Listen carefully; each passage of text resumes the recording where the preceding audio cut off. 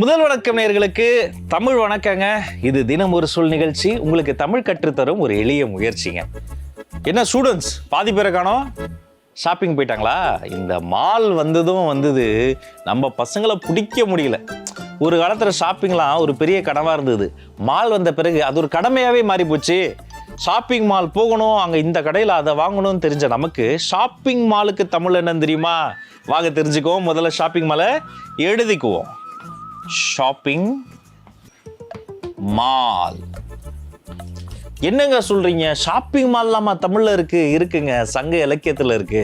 நம்முடைய இலக்கிய இதிகாச நூல்கள்ல அற்புதமான படைப்புகள்ல நிறைய இருக்குங்க. சொல்லப்போனா இந்த கடை இருக்கு பாருங்க, இதற்கு தூய தமிழ் சொல்ல தெரியுமா? எழுதுறேன் பாருங்க. அங்காடி. இயக்குனர் வசந்தபாலன் அங்காடி திருன்னு ஒரு படமே எடுத்தார். அங்காடி சொல்லும் போதே அந்த ஓசை நல்லா இருக்குல்ல. இப்போ எனக்கு ஒரு டவுட் வந்தது.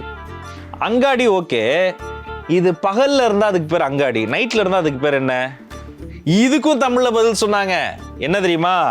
இது பகல்ல வியாபாரம் நடந்தா அதுக்கு பேரு நாளங்காடி. அப்ப நைட்ல சில இடங்கள் நடக்கும். நான் சிங்கப்பூர் போயிருந்தப்ப அங்க ஒரு வணிக வளாகம் இரவு நேரத்துல பயங்கரமா வணிகம் நடந்தது. அப்ப அதுக்கு பேர் என்னன்னா அல்லங்காடி.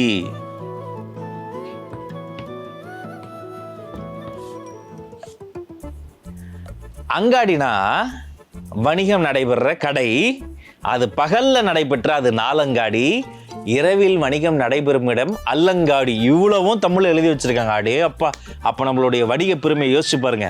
திக்கட்டும் திசையட்டும் போய் கடல் கடந்து வாணிபமும் வணிகமும் செய்த குடி தமிழ் குடி.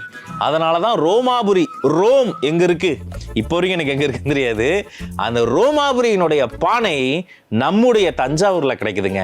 நம்ம பாண்டிய நாட்டினுடைய காசு எங்கேயோ ஆஸ்திரேலியால கிடைக்குதுங்க. அதற்கு காரணம் இப்படி அங்காடி நாளங்காடி அல்லங்காடியில நம்ம வணிகர்கள், கடல் வணிகர்கள் கடல் கடந்து போய் வியாபாரம் பண்ணதுதான். இப்ப அப்படியே நம்மளுடைய ஷாப்பிங் மாலுக்கு வாங்க. இன்னைக்கு ஷாப்பிங் மால் எப்படி இருக்குன்றீங்க? உள்ள நுழையும் போது வாசல்லே ஏசி, ஃபேன் எல்லாம் கிடையாது. ஃபேனுன்ற பேர்ல அந்த கதவு திறக்கிற இடத்துல ஒரு ராட்சச மிஷினை மாட்டி விட்டுருக்காங்க. அந்த காத்து வீசல கொட்டுது நம்ம தலையில. அப்படியே உள்ள நுழையும் போது அப்படியே கரண்ட் ஷாக் அடிச்ச மாதிரி தான் உள்ள நுழைவாங்க. நுழைஞ்சவொன்னே அப்படியே மேலதான் பார்க்கணும், பான் பார்க்கணும். ஒரு பெரிய மைதான அளவு இருக்க ஒரு இடம். அங்க என்னன்னா எல்லாரும் அப்படியே சுத்தி அப்படியே பார்த்துக்கிட்டே இருக்கிறது. நீங்க ஏதாவது ஒரு இடத்துல மாடியில் ஒளிஞ்சு நின்று கீழே போறவங்களை பார்த்தீங்கன்னா ஏதோ மனப்பிறழ்வு காரண மாதிரியே அப்படியே போவாங்க. ஏ மணிதான்ற மாதிரி பார்க்கறது. முதல்ல ஃபர்ஸ்ட் லுக்கு, அதுக்கப்புறமேட்டு போய் பொறுமையா தொடுறது, டச்சு, அதுக்கப்புறம் ஃபீல். Look, touch, feel. இதுதான் இந்த ஷாப்பிங் மால் பண்ணுது. அங்கே போய் நீங்கள் வணிகம்லாம் பண்ணலாம். ஆனால் பெரும்பான்மை வணிகம் என்பது வெறும் பொருளை வாங்குவது, கொடுப்பது, விற்பது அப்படி நடைபெறல. முன்னாடி அங்காடினா அதை பண்டம் மாற்று முறை பண்ணாங்க. பருப்பை கொடுத்து அரிசி வாங்கினாங்க. நாளங்காடினா நீங்கள் காசு கொடுத்து பொருளை வாங்கினாங்க.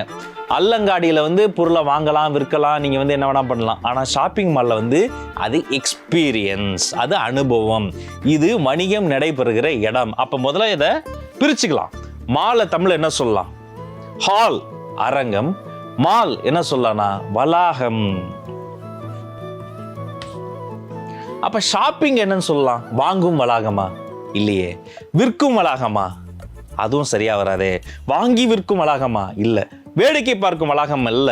அது ஷாப்பிங் என்று சொல்கிற பொழுது இதை எல்லாத்தையும் சேர்த்து நான் அடிக்கடி பயன்படுத்திய ஒரு அற்புதமான தமிழ் சொல். அதை சொல்லலாம் வணிகம் நடைபெறும் வளாகம். வணிகம் கூட்டல் வளாகம், வணிக வளாகம்ங்க. ஷாப்பிங் காம்ப்ளெக்ஸ், ஷாப்பிங் மால் அப்படின்னா வணிக வளாகம். வணிக வளாகம்னா ஷாப்பிங் மால். நீங்க வீட்டில் நண்பர்கள் தெரிஞ்சவங்க கிட்ட சொல்லுங்க, இது அந்த காலத்திலே பேர் இருந்தது, அங்காடி சொன்னது நாங்க தான். அது பகல்ல நடந்தா நாளங்காடி, இரவில் நடந்தா அல்லங்காடி.